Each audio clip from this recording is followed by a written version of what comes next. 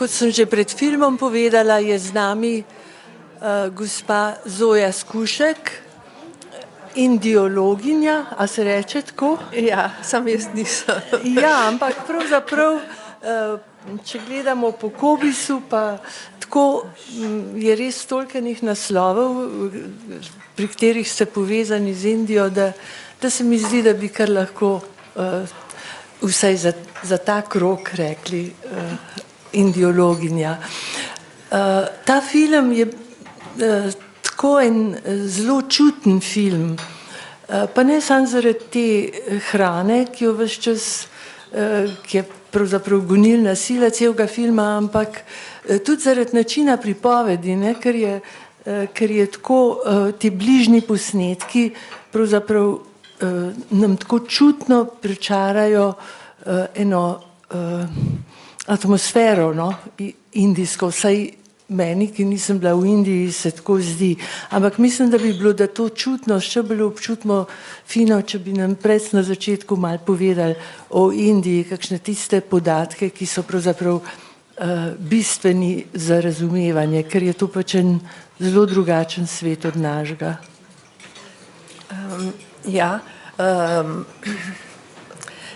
Tako za začetek bom rekla, kaj Indija ni.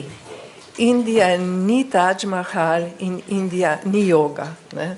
Tako, Indija je predvsem ena grozovito velika država, federacija, 29 držav, pa še 7 posebnih teritorijev, kjer govorijo 20 jezikov uradnih, neuradnih je pa še 5-krat več. Med uradnimi jeziki je tudi angleščina, kar ste najbrž slišali v filmu.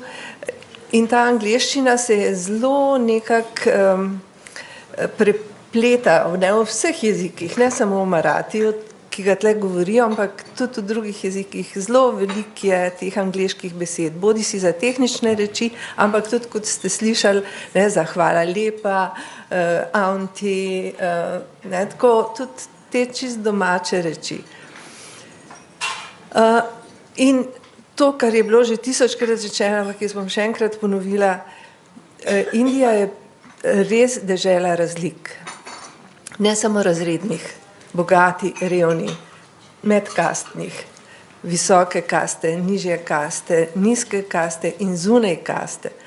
Ampak tudi geografskih, podnebnih, v hrani, ene same razlike. Predvsem pa to sem hotela reči, med mestom in vasjo. Ne? Film se je dogajal v Bombeju. Bombej je največje indijsko mesto, ima 21 milijonov ljudi. Če si lahko to sploh predstavljamo. Ne? Največje mesto na svetu, ne, mislim, da je. A celo to? Ja, jaz mislim, da je največje. Pa v tisti knjigi, ki ste mi jo dali, ki je prav knjiga o Bombaju oziroma Mumbaju, boste povedali za to razliko, kako gre. Ampak tam ta avtor piše, tako krasno piše, pravi, Bombaj je prihodnost svetovne urbanizacije. Bog nam pomagaj. Ja, točno to. Bombaj je... Ta razlika Bombaj in Mumbaj. Najprej, no, lahko to, ja. Bombaj je ime, ki so ga dali Angleži. Po enem maratijevskem domorodskem imenu in so ga oni pač tako slišali in to je angleško ime. Mumbai so pred kratkim upeljali, vendar ljudje tudi, kako bi rekla, ljudje, ki jih jaz maram in ki neki dam na njihovo besedo, ne uporabljajo tega izraza. In sicer zakaj?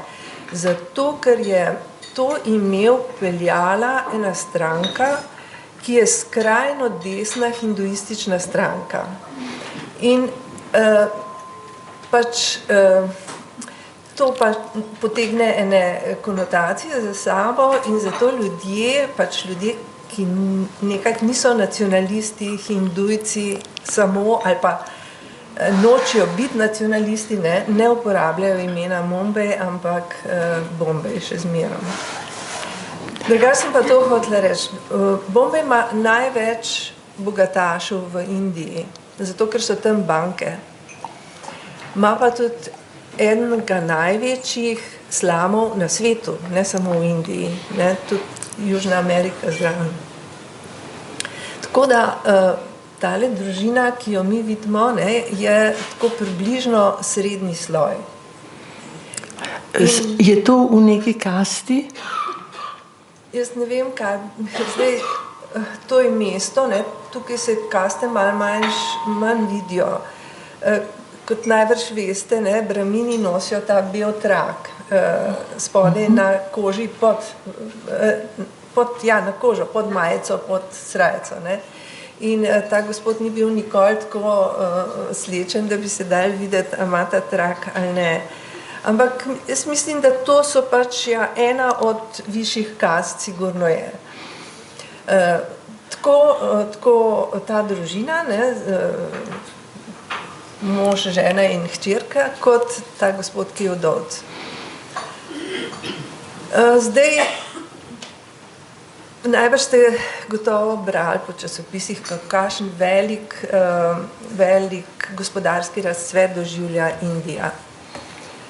Ne vem pa, pri nas vsaj nič ne pišejo o tem, da pravzaprav ta razcvet zadeva zelo majhen procent ljudi. Da srednji razred, prej sem rekla, ne vem, ali sem rekla, Indijcev je po uradnem štetju 1,2 milijarde. Zdaj, po neuradnem jih je vsaj še 200 milijonov več. To se pravi ljudi, ki so popolnoma zunaj vseh sistemov. Zdaj, ta srednji razred, ki naj bi doživljal tak razcvet in se višala ta gospodarska rast in bi zato, ne vem, ljudje bogateli, boljše živeli, imeli več, čistih dobrin, da naj bi leta 2015, se pravi letos, dosegel 250 milijonov. Kar pomeni, da 1 milijarda ljudi se ta razcvet praktično ne dotakne ali pa celo slabše živijo. Ker se dogajajo na nek način malo podobne reči kot pri nas, da se te razlike večajo in se pač bogatijo in revni postajajo revnejši. Zdaj, to sem rekla, Bombaj je tako zelo velik in zato ste videli, kakšen zelo zapleten sistem razdeljevanja hrane imajo. Indijci ne jejo sendvičev, Indijci ne jejo hladne hrane, razen banan. In zato pač hodijo nekateri v restauracije za ta lunch, nekateri jejo na cesti, je zelo veliko teh majhnih kioskov za hrano. Eni, in to je en tak velik sistem, razdelijo približno 200,000 takih kosil na dan v Bombaju. Jaz sem to videla na Victoria Terminus, to je železniška postaja in to je neverjetno, ob 11. se usuje ven 5,000 ljudi, so rekli, ki so te vala, ki razdeljujejo to hrano. In oblečeni so v belo, tako da se jih takoj vidi. To mogoče za začetek, drugače pa bi rada. Pri tem Bombaju je mene tudi fasciniral en podatek, kako se ta, recimo, ena zakonodaja, ki ni čisto dobro premišljena, in to se dogaja povsod po svetu, kako v takem velikem mestu lahko povzroča take dolgoročne in nepopravljive pravzaprav posledice. En zakon je bil sprejet kmalu po drugi svetovni vojni, po katerem lastniki stanovanj, ki jih oddajajo, niso smeli dvigniti najemnine, ne. In je to povzročilo, da so ti lastniki postali v volilnem tem sistemu, ne, tako močna, ne stranka, ampak močna sila, ne, da nobena stvar se ne more sprejeti brez njihove privolitve, ne. Obenem je pa tudi, so pa tudi pravice najemnikov nekokle zaščitene in zaradi tega ne moreš praktično najeti stanovanja in se baje, torej, ne vem, 10% ali 20% prebivalstva vsakih nekaj mesecev seli sem pa ker več kot 4 mesece ne sme stanovati v tistem stanovanju, če ne, ker bi dobil pravico in ga zato lastnik stanovanja prej ven vrže in skratka, take grozovitosti, no, ki morajo biti res v tem megapolisu, ali kako bi človek rekel, imeti strašne posledice. Bombaj ima najvišje cene stanovanj in najvišje najemnine, mislim, da na svetu. In to pač za tiste dele, ki so prestižni, ne, seveda. So pa tudi ti slami, ki so zelo, zelo veliki, ki imajo vodo samo na vsake toliko časa na cesti, ki nimajo urejene kanalizacije, kjer so ulice tako ozke, da moraš včasih tako hoditi, ne, in je pa nekaj zanimivo, ne, vsakič, ko hočejo oblasti podrti kakšen slam, ne samo v Bombaju, kjerkoli, ne, se ljudje uprejo. In to zato, dva razloga sta. Eno je, te slami so ponavadi v centru.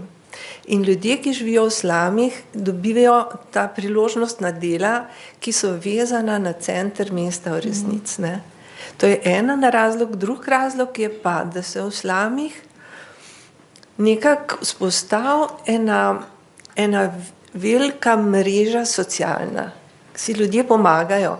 In potem, če jih razselijo ali če podrejo te slame, se jim razpadajo te socialne mreže, ki jim pomagajo preživeti, čeprav so tako, čeprav živijo res na škrge, kot rečemo mi, ne. O hrani, ne, ste prejle že malo začeli, pa je tudi zanimivo, ne, tako za nas, ne, kako vztrajajo, kako je to hvalevredno, seveda, da vztrajajo pri tej svojem načinu prehranjevanja, kako so te menaške, ne, koliko je teh riht, ne, koliko je, kako so ta sila kompletna, ne, in zdaj, če si to predstavljaš s to kuho, prvič položaj ženske, drugič ta transport, potem te pisarne, ki morajo biti le tako urejene, da se to da pojesti, da tiste mape le ne smrdijo preveč počasno in tako. Skratka, kako je to močno v kulturi, ne, zasidrano. In 3-krat na dan je, mislim, tukaj moramo vedeti, to so velike razlike, ne? Ampak recimo en tak mestna družina je 3-krat na dan. In to je zajtrk, kosilo, večerjo in zajtrk se ne razlikuje v resnici od drugih obrokov, ne? Ravno tako so ali čapati, ali idli, ali riž in so neke zelenjavne jedi, ali pa tisti, ki niso vegetarijanci, mesne jedi tudi in tako. Na podeželju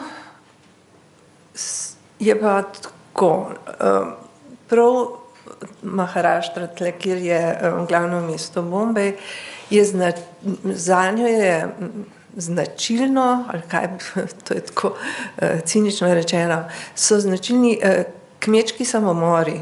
In to zelo, kako bi rekla, statistično pomembno na podeželju ljudje se zadolžujejo, bodi si zato, ker je slaba letina, bodi si zato, ker morajo doto skupaj spraviti in potem tega ne morejo več odplačevati in moški delajo samomore in to tako, spravim, tako množično, da je že statistično značilno. To v zvezi s hrano omenjam zato, ker na podeželju, ne, kadar, kako bi rekla, revni, no, bom tako, revni jejo enkrat na dan, ne, in se res tudi vidi, na podeželju je zelo veliko suhih otrok in suhih ljudi, medtem ko v mestu pa ne, in zmerom več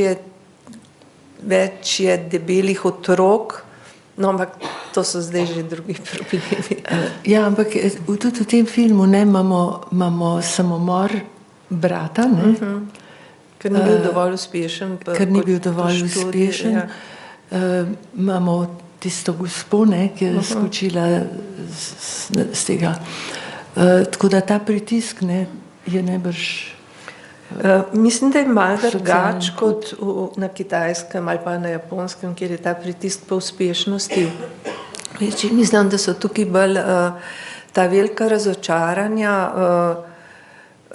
Kot veste, v Indiji še zmerom, ne, pač spet je, moram reči, razlika med mestom in vasjo, ampak še zmerom je večina porok dogovorjenih.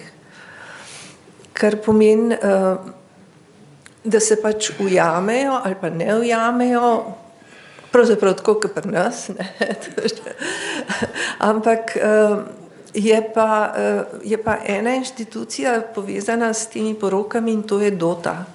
In ta DOTA je pa, ne vem, čeprav je zakonsko prepovedana že, ne vem, od 46. leta, še zmerom funkcionira in DOTA je tak velika nesreča Indije in indijskih žensk.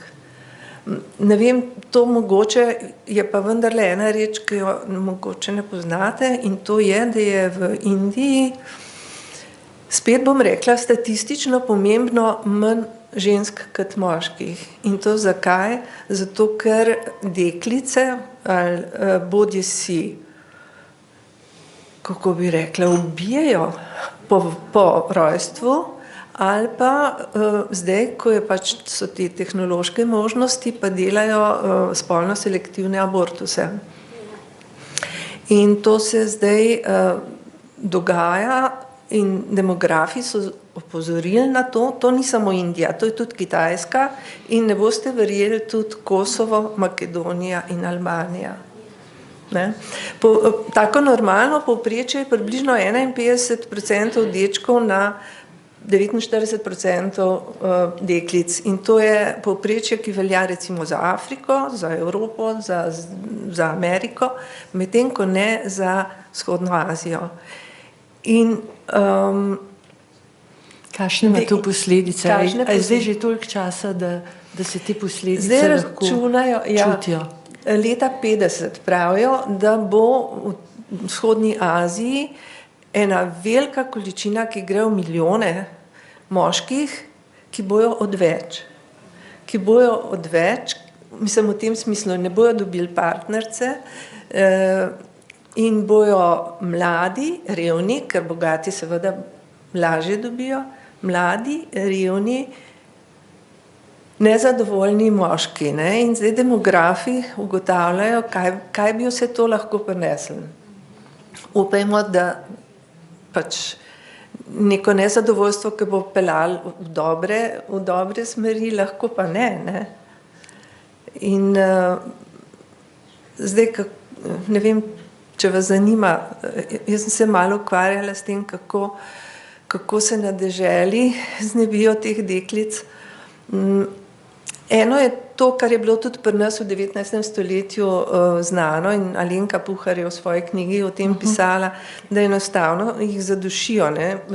Mislim, tako, kakor reče se med spanjem, ne, so jih pomečkali, v resnici pa zadušijo, so pa tudi zelo sofisticirane oblike, recimo z vrtničnimi listi, ki dajo dojenčici, novorojenčici v usta, tako da ne more dihati, pa riž, pa potem tele, kako se reče, ti strupi razni za kmetijski, ne, in tako naprej. Rekli ste takrat, ko smo se pogovarjali prvič, kar tako nenadoma vmes, ampak jaz Indije nikoli nisem začela spoznavati zaradi kakšnih samouresničevalnih ali pa takih novodobnih pobud. Tako z veliko distanco do tovrstnega pristopa do Indije. A je to tako zlagano, ta pristop čez jogo pa te meditativne tehnike pa tako? Jaz težko rečem. Koliko je to živo v Indiji, tako med prebivalci Indije? Nekaj vprašanje je, ja? Jaz se upravičujem, no, ampak jaz sem še malo nazaj, ker me je tako pretreslo to, ko ste rekli, da deklice ubijajo, pa me zanima, kdo to ubije, mama? To je eno veliko področje, ki bi se lahko pogovarjali ure in ure. Namreč na podeželju se to dogaja iz revščine. Deklica je v resnici za družino eno veliko breme zaradi dote. In kot sem že rekla, dota je ena velika katastrofa za revne družine, ker se zadolžujejo za to in potem tega ne morejo odplačevati. Medtem ko v mestih pa narobe, najbolj razviti, to so taki žepi, kjer so te infanticidi najbolj pogosti. V mestih pa to pravzaprav v bolj bogatih področjih se dogaja najbolj pogosto. In zakaj? Zato, ker hočejo imeti zdaj družine enega samega otroka in to fanta, ki ga bojo dobro šolali in zato nekako to je potem oni pravijo, to je njihova penzija. Otrok, ki je uspešen, je njihova penzija, ker drugih praktično ni. In tako zdaj je, zdaj kako ubijajo, jaz mislim, da matere to ubijajo, ampak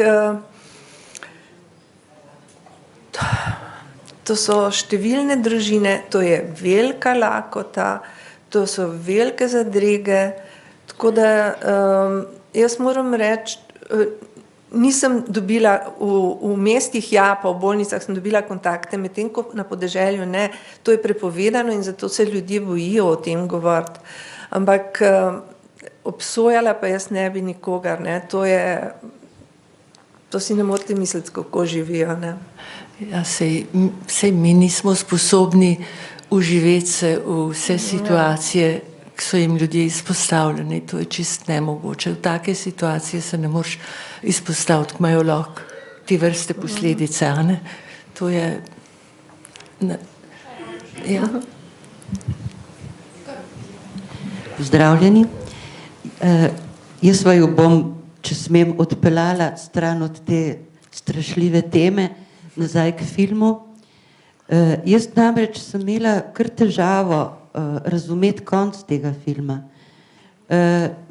Konc je seveda zelo razprt, odprt, lahko si vsak po svoje nekako to razlaga, kar je normalno za tak film.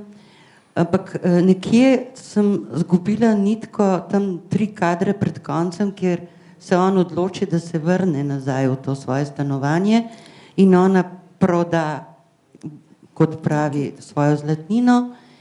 In potem se jaz zgubim in me prav zanima, kako sta vidve ta konc videle. Obe. Ne vem, boste vi najprej? Ja, lahko. Odprt je, ta konc. Jaz sem ga videla čisto odprtega. Zdaj, ona se je verjetno v ta, a je to Butan? Butan, ja. Kamor ne bi se odpeljala, ker tam pač to bruto nacionalno srečo, kar je tako en vabljiv pojem, pač propagirajo, in je prepričana, da je on tam in da se bosta verjetno srečala, ker pa reče, mogoče se bova čez 5 let, ne, pa tako skratka, ona niti ne računa na neko zagotovo ljubezensko razmerje, ne, ampak bolj na eno prijateljstvo in predvsem računa, da se bo osamosvojila, medtem ko on bo pa zdaj, ne, to so pa na koncu, tik pred koncem filma, on bo našel njeno stanovanje, ne, njen naslov in bo lahko šel za njo v ta Butan, ne, skratka, odprto je, ne, zelo lepo in krasen, da niso naredili tazga happy enda, kot si ga mi sicer želimo,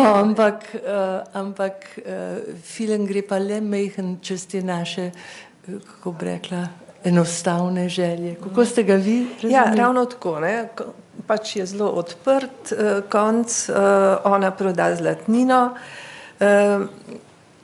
to so ti uhančki in... Poročna ogrlica, vedno reče. Ja. To je glede na področja v Indiji različno, ne, v Bombaj pa jug imajo ene take posebne ogrlice so, ki dobijo za poroko, medtem ko recimo Bengalija ima pa ene zapestnice, rdeče, bele zapestnice, ki jih je ona to tudi ne samo da sname in proda, to je tudi znamenje recimo vdovstva, ne. Vdove, ko mož umre, morajo dati ves nakit dol in bele obleke, ne, bele v sari začnejo nositi. In tega moram reči, da seveda spet je razlika med mestom, ampak se kar držijo, tudi v mestih, ne. Bolj kar mene zanima je to, ne, oziroma tle je ta nerealističen, ali kako bi rekla, element v tem filmu, da ona se odloči, ne, to je, mi nič ne vemo o njej, a je ona, ima kakšne šole, brati zna, ne, to smo videli, nekaj malega denarja bo dobila, ja, v Butan je težko priti, kolikor jaz vem, ne, tujci dobijo vizo za en teden, pa nič več, pa precej denarja moraš imeti, ker varujejo te svojo državo zelo, ne, ker se bojijo, da bi tako kot Nepal ratala neka taka meka za... In se trudijo za višji standard, tako da, no, ta del je mal neverjeten. Hvala, jaz se zahvaljujem, jaz te simbolike nisem razumela, da ko žena sname nakit, poročni nakit, ki ga sicer vestno odlaga vsak večer pred spanjem, ne, da to pomeni, da se je odločila zapustiti moža. Tega nisem razumela. Hvala. Ni želela in ni mogla živeti s človekom, očetom svojega otroka, ki jim ni dajal ljubezni in jo je varal. To je povod in to je najbolj pomembno. In potem živiš kakorkoli, sam nisi prevaran. To je ena odgovornost, ena poštenost medsebojnih odnosov človeških. Ja, samo v takem mestu, ne, v takem položaju, kot ima ženska v Indiji, ne, verjetno je to zelo, kako bi rekla, veliko težje se odločiti za tak korak, kakor naprimer pri nas, ne. Ja, seveda se držimo z gospo, zelo navijamo za njo, da bi to uspelo, ne. Ampak so okoliščine take, ker je to včasih težko narediti. Je pa neverjeten, kako je ta film, kako z malo sredstvi ogromno pove, že na samem začetku, ne, recimo, tudi o razmerah v Indiji, ne, ko mama svari punčko, ko bo dežval, ne, pa naj se pazi, da ne bo padla, pa pod most naj ne hodi, ko se bo podrl, ne, ker se ogromno stvari tam podre in beremo strahotne zgodbe, ne, o teh tovarnah, ki so zgrajene tako nevarno, ne, pa promet, pa ti natrpani. Tako z malo sredstvi zelo veliko pove. Se vem tudi tako zdelo, da smo veliko izvedeli o Indiji. Ja, ne vem, če ste opazili, ko gre punčka v šolo, jo praktično oblači, ne. In če bi bila fantek, bi ga pa še pitala, ne, to sem jaz videla. Fantke, ki so stari 10-11 let, mame pitajo tako. To je ta sin, kult sina, ne, tako zelo bizarno. Si rečeš, ja pa ne, že mulj sam je, ne. Ampak, ja. Se je status krave že kaj spremenil? Krave se ne je, še zmerom ne. Še zmerom jih je veliko po mestih tudi, ne, tudi po Bombeju, ampak mogoče pa vseeno malo manj, kot jih je bilo občasno. 20 let nazaj je bilo več krav po Bombeju, kot jih je zdaj. Še zmerom je sveta žival, še zmerom so na vseh praznikih take zelo lepe, okrašene krave. In jih pa molzejo, ne, tako, molzejo pa jih. Kaj pa recimo ta posilstva, ne, ki so tako množična v Indiji? To tudi pomeni, koliko je ženska vredna, ne? Ja. Oziroma, mogoče pomankanje žensk, ki jih... O tem se ni veliko govorilo, ne, do pred nekaj leti, ne, sploh zame je bilo to, jaz sem zmer mislila, da so Indijci tako... Ja, fini. Ja, ne. Posilstev je izjemno veliko. To so cele feministične študije o tem, kako zelo veliko je posilstev. In sicer v glavnem seveda se posiljuje ženske iz nižjih kast. Tokrat, lani, predlani, je bilo prvič, da je bila posiljena študentka. In zato je nenadoma šlo to po celem svetu in se je toliko veliko o tem pisalo. Ne vem, gotovo vsi poznate Arundhati Roy. No, ona je napisala prav to, je rekla, ja, zločin je grozen in vse, ampak teh zločinov je bilo nešteto prej, pa se o njih ni pisalo, ne? Dokler ni bila žrtvena punca iz srednjega razreda, ne? O tem se je veliko pisalo. Lani bo dan stranišč, ne, verjetno ste prebrali, in Indike ne hodijo po noči ven, ker se bojijo posilstev, ravno zato tega, ker hiše nimajo stranišč. Ko jim pa zgradijo z nekimi sredstvi stranišča, so pa to najlepše stavbe in jim služijo za kaj drugega. Tako da ob tem, ko se to nivo bivanja z stranišči dvignili, so se ženske pravzaprav glasile, kako se bolj varne počutijo, ko to lahko po noči opravijo zelo na svojem dvorišču ali pa svojem hiši. Zanimiv članek je bil v delu, taka tema. Ja, to je tako presenetljivo je, kako je to nasilna družba, ampak kjer je velika revščina, jaz mislim, je pač ta možnost nasilja večja. In prej, ko ste omenili te svete krave, ne, je tudi ena, za mene bilo novo, ne, ko sem brala to knjigo Občutljivo ravnovesje, ne. V tem sistemu kast položaj teh odstranjevalcev mrtvih krav, ne, ta kasta, nečisti, ne. Zunaj kast. To je že zunaj kast, no. To neverjetna krutost, ne, s katero te ljudi obravnavajo, ki pravzaprav odstranjujejo, ne, te poginule živali in pol strojijo in strojijo kože, ja. Zelo nizek ta status imajo tudi ljudje, ki imajo opraviti z trupli, tudi človeškimi, ne samo živalskimi, ali pa z kanalizacijo, ki čistijo kanalizacijo, usnje, ne, strojeni usna in tako. To so tako imenovani nedotakljivi, zdaj jim rečejo daliti.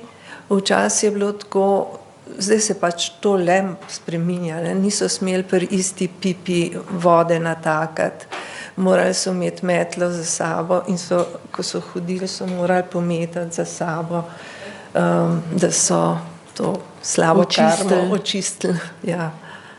In seveda se ne sme dotakniti. Ampak to slišimo tudi zdaj recimo v šolah.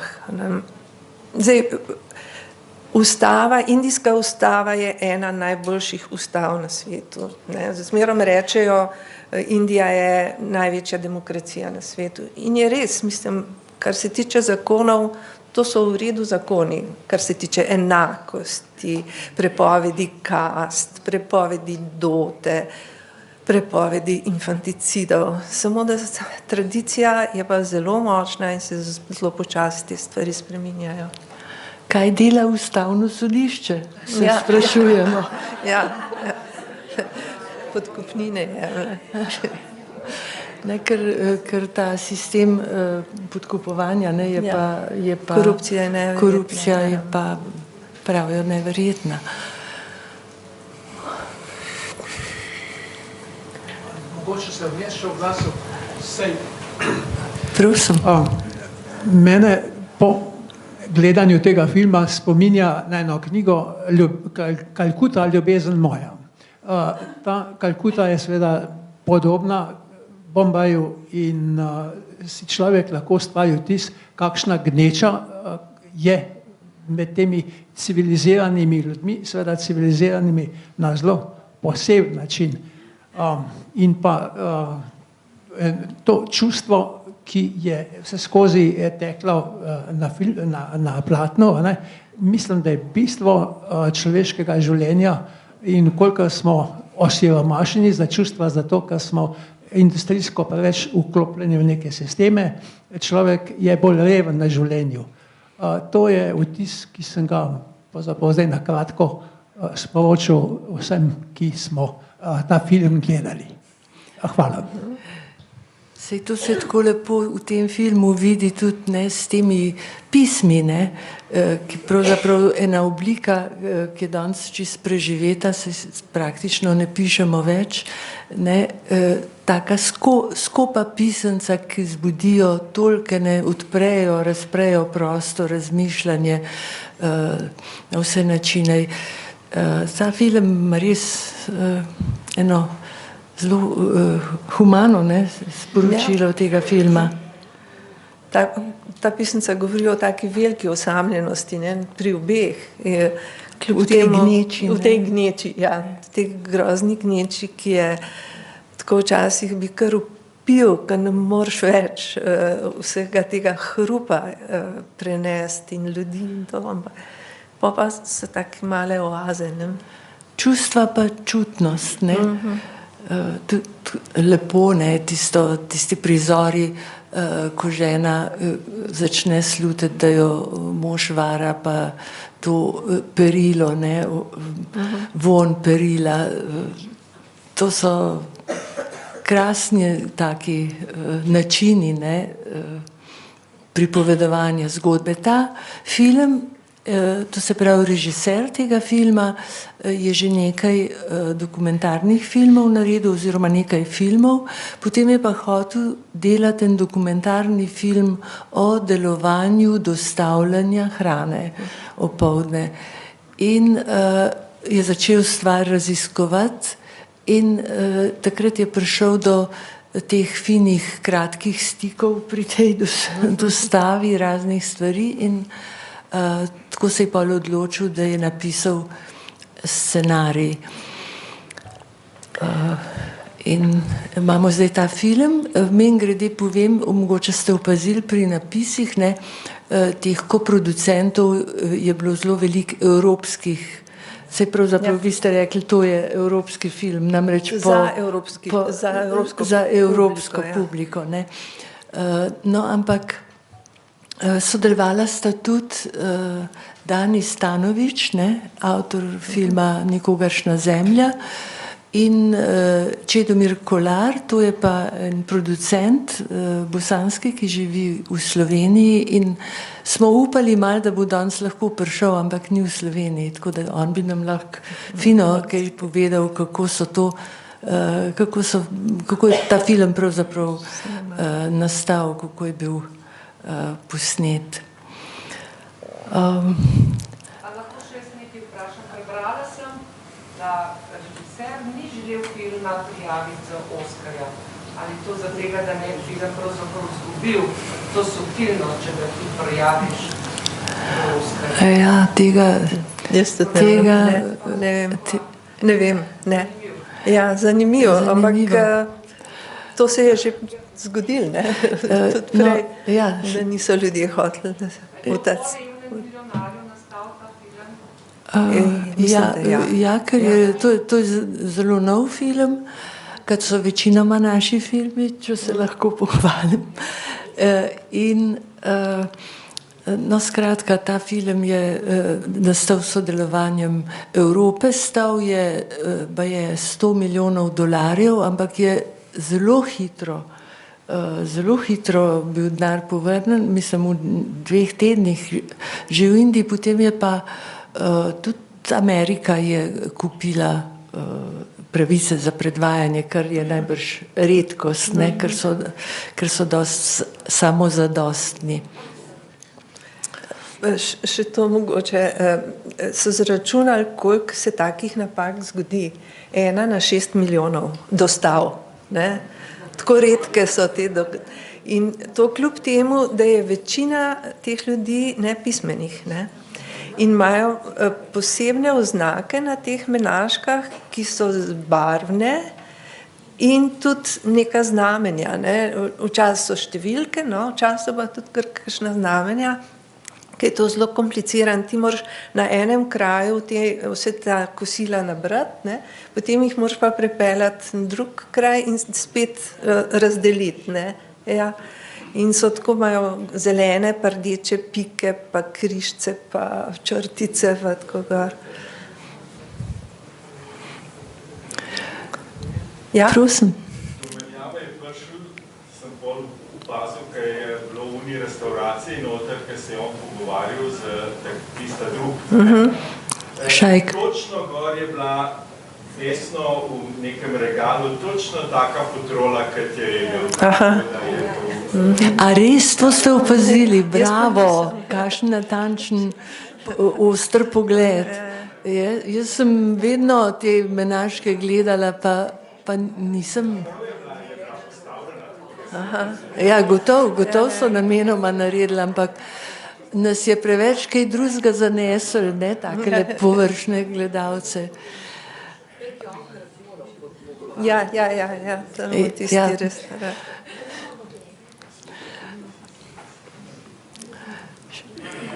Še kakšna misel o filmu, da gremo še malo v Indijo?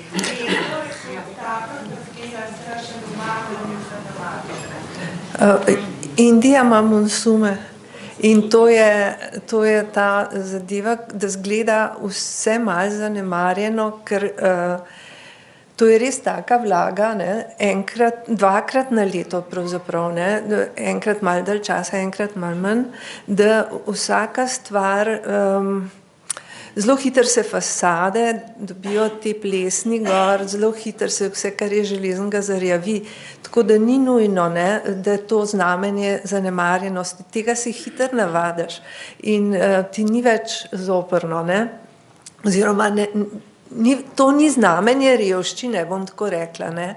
Druge stvari so bolj, ja, in recimo, kar je zame tudi taka hud podatek, no, je to, da ima Indija en najbolj onesnaženih zrakov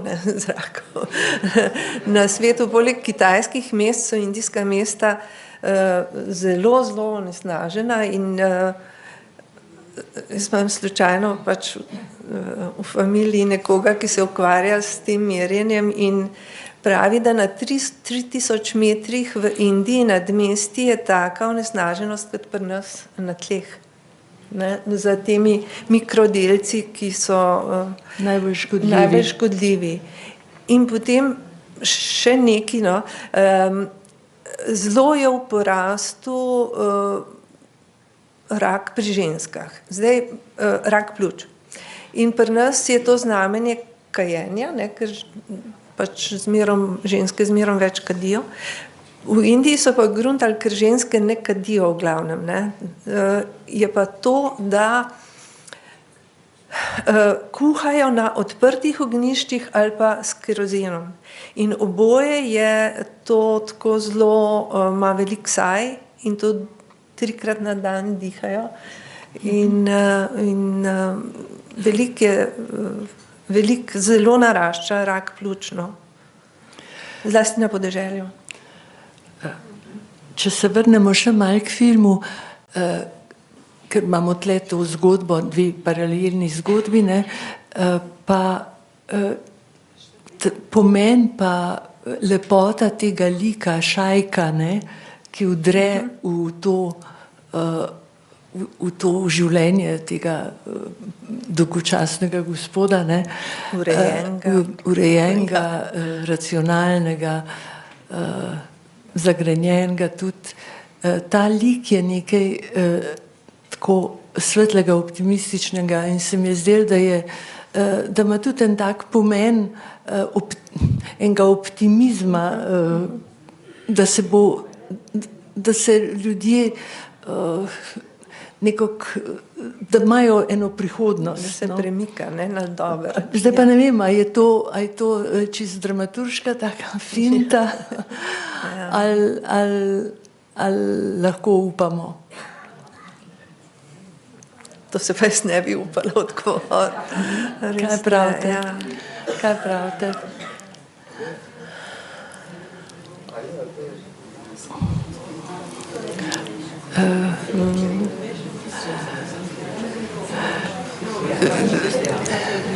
Ja, gospa. To samo še povem, da se meni zdi pa vrednost tega filma, da nas ljudi drugega k drugemu obrne. Ko se srečata dve izgubljeni duši, ko sta glavna na šak, se podpre neka možnost. Vse oba. A to pomeni srečen konc skupaj, ali ne to točno, ampak obema je prineslo veliko sonca, to druženje. Ja, je taka zelo lepa ljubezenska zgodba. Nekaj se bo, mislim, spremenilo se je, vse se je spremenilo. Ja, še kakšno vprašanje mogoče? Pa spet jasno. Meni je bil pa ta isti lik, ko ste ga vi izpostavili, mi je bil pa vse z začetku zopa. Ja, seveda. Pa me zanima, so iti res vsi tako vljudni drug na drugega. Pravzaprav kar je ložni en drugega. Meni je bil izjemno zopaven in tečen in ja, se je bil tudi tako zgrajen, ne, sej so to prebrisano, ne, napisali njegovo vlogo tako, da ga sprva odbijemo in to je pač zato, da bi nas malo bolj postavili na realna tla, da pravzaprav ne smeš človeka kar odbiti, če ti je malo zoprno na začetku, da pravzaprav se skrivajo tle eni zakladi lahko, ne. Mislim, da je to tudi... Je pa v Indiji zelo huda hierarhija, ne. To je ene vrste državna služba, davkarija verjetno, ali kaj, ker so neke terjatve. In nekdo bi se do nadrejenega približno tako obnašal. Ne? Ni to nenavadno. Mislim, ta je bil pač tudi tako pač prisrčen človek, pol se izkaže, ne, brez staršev, sirota in se je naredil nekako z raznimi preživetvenimi tehnikami, malo je golfov, malo eno drugo. Ampak to, thank you, pa kar naprej, ne, to hvala gospod, ja, to pa je običajna reč. Ja, do višjega, do nadrejenega v službi. Najbrž tudi v taki gostoti prebivalstva vljudnost, ki je zapovedana, vendar olajša medsebojno komunikacijo, ne? Ja. Neverjetno je to, kako kot tujec, ne, ta grozna velika množica ljudi je, ampak vendar si ti ne vem, neke vrste untouchable, ne? Nihče se te ne dotakne, pa če je še taka množica, pa še tak dren, ne? Ti si spadaš drugam, ne? In ja, nekako si začutijo tako. Ja, nisi njihov, nisi čist, ali kaj jaz vem, to sem si jaz pol tako v glavi naredila eno zgodbo, da verjetno jim nisi, imaš nek status dvoumen, po en stran ne, se obnašajo tako zelo spoštljivo do tujcev, po drug stran pa mislim, da spadaš med dalite, no, tako da se ne dotaknejo. Kdaj greste v Indijo? Čim prej. Čim prej, ja.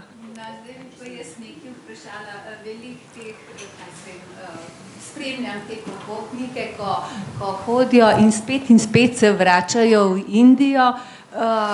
Ne vem, zame je to malo zastrašujoče, v tisto gnečo, v tisto, ne vem, mogoče bi vi, če večkrat greste, kaj je tisto, ko vleče v Indijo? Mene je tako zares začeli vleči v Indijo, ko so rekli, da doživlja ta gospodarski razcvet in sem hotela videti, koliko je tega trickle down efekta, ne, koliko se to res čuti med navadnimi ljudmi. In tisto, kar mene fascinira, so te preživetvene tehnike, kako se ljudje kljub vsej tej revščini, kljub vsej tej nepismenosti, kljub, ne vem, nobenega zdravstvenega zavarovanja, ne, kako se znajdejo, kako preživijo in ne, to v Kalkuti, nekdo je omenil Kalkuto, vi ste omenil Kalkuto, ja. V Kalkuti recimo sem dobila nek stik z prostitutkami. V Kalkuto pride vsak dan, to so spet neke številke, 7,000 mladih moških iz province, in živijo tam sami, iščejo službe, dobijo kakšno delo in tako naprej. In zato je zelo veliko prostitucije. Pač je ta visoka prostitucija, kjer so na telefonski pozive in tako, ampak zelo velike te najbolj revne prostitucije. Ampak te ženske so se organizirale, so dobile nek danski denar in so postavile svoje ambulante, kjer jim delijo kondome in absolutno več ne pristajajo na nobeno spolnost brez kondomov. So ustanovile šole za svoje otroke, imajo vse mobitele, zato da če pride do kakšnega nasilja, lahko pokličejo in tudi tako držijo skupaj. Tako da take reči so neverjetne, ne? In to ni bil nek denar, ki bi šel spet nekam skorumpirano bofekam, ampak so dejansko ga porabile za to. Kako pa je zafunkcionirala tista banka tega odličnega, ne bom zdaj vedela imena? To je v Pakistanu, ja. Tle imajo te, kako bi rekla, ljudi, ki jim jaz malo bolj verjamem, tak dvojen odnos do te banke. To so izjemno majhni krediti za naše pojme, to je 50 dolarjev ali pa evrov, ja. In vendar se dajejo ga v glavnem ženskam te kredite, zato ker verjamejo, da so ženske boljše, bolj gospodarja s tem denarjem in vračajo ga, ne. To je ena reč, druga reč je, da potem ti ljudje rečejo, to so tako minimalni krediti, zakaj hudiča pa ne dajo tega denarja rajši, ne, zastonj, zakaj se morajo ljudje zaplesti v te velike mreže vračanja kreditov in zelo veliko je tega nevračanja, ker enostavno ne morejo. Ne vem, kupijo recimo šivalni stroj, ne? Šivalni stroj je taka. Ja, taka reč, zelo velikrat. Šivalni stroj, ampak pol, če nimaš odjemalcev, če jih ne znaš nekako si narediti, če premalo računaš ali pa če so oni prerevni, ti ne moreš odplačevati. In pol je takoj si v tej. Imajo pa te banke baje velike zaslužke. Ne? Tako da, ja, to predvideva, da banka nobena ne naredi nič, razen naših bank, ne. Razen naših bank. Ja, ker je taka ura, še ohrani kaj malega, no? Mislim, o teh okusih Indije. Okus po ljubezni, saj to je en zelo lep naslov, ki smo ga pri nas dali temu filmu, ki ima čisto prozaičen naslov, ne? Menaška. Hrana. Torej, pri vsakem obroku so neke vrste čapati ali pa kaj podobnega in riž, potem so pa te zelenjavne in mesne jedi, ki so zelo začinjene, pa ne v tem smislu, niso vse zelo pekoče. Bolj, ko se gre v Indiji na jug, bolj so pekoče, ampak predvsem je v vsaki hrani, jaz ne vem, gotov 10 začimb. Plus česen, plus čebula, ne? Ja, te čili, ne, pa začimbe. Ja. A kuhate kaj po indijsko? Imate te začimbe čudežne? Ja. Saj ne velikrat, ampak vsake toliko časa pa ja. So me učili delati čapate, ne, jaz jih seveda še zmeraj ne znam, ampak one pa tako lepo, ne, imajo tak mečken valerček in znajo tako valjati, da se ta mali kos testa, ne, sam vrti. Tako da ja, tako nekako zgleda, da na eni strani vam uspe vreči čapati na ponvu, pa da se tako lepo na ponvi je pečen, pomore pa na ognju, se pa more napihniti, če ne, ni dovolj. Ja, ampak to se mi zdi, da je ena velika umetnost. Ja. Mene pa zanima še kaj o sarijih, koliko je to še normalna noša, ker v svetu se zelo hitro zdaj to spreminja, ne? V Afriki pred 10 leti so še vse nosile bombaž, zdaj tega praktično ni več. V mestih, zlasti v Deliju, mlade punce nosijo kar veliko zdaj kavbojke pa majice, ne? Ampak, kakor je pa kakršenkoli dogodek, se pa še zmerom sari vzame.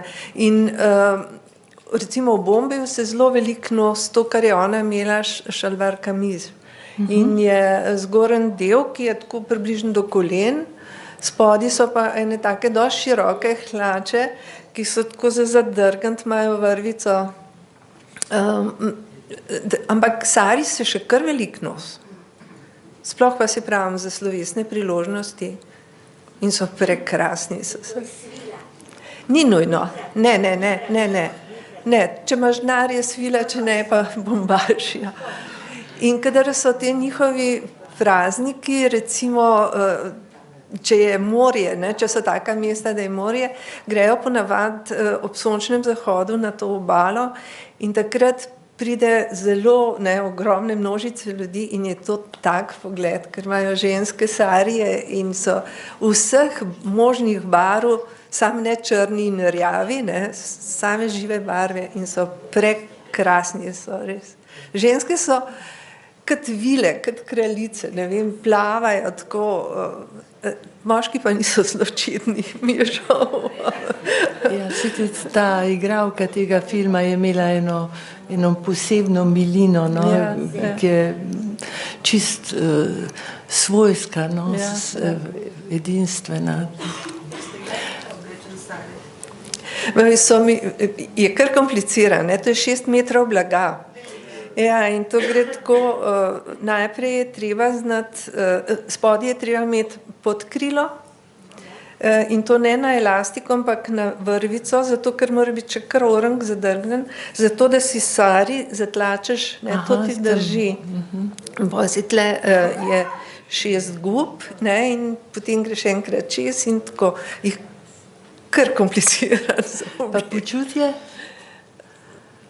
Ne vem, jaz ne, težko je reči. One delajo vse v sarijih. No, že, ampak za Evropejko. Za Evropejko, tako slovesno. Slovesno, zelo slovesno.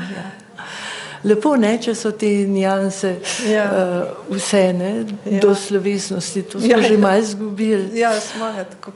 Ja, bi končali, Ali še kakšno vprašanje, 1 že ura.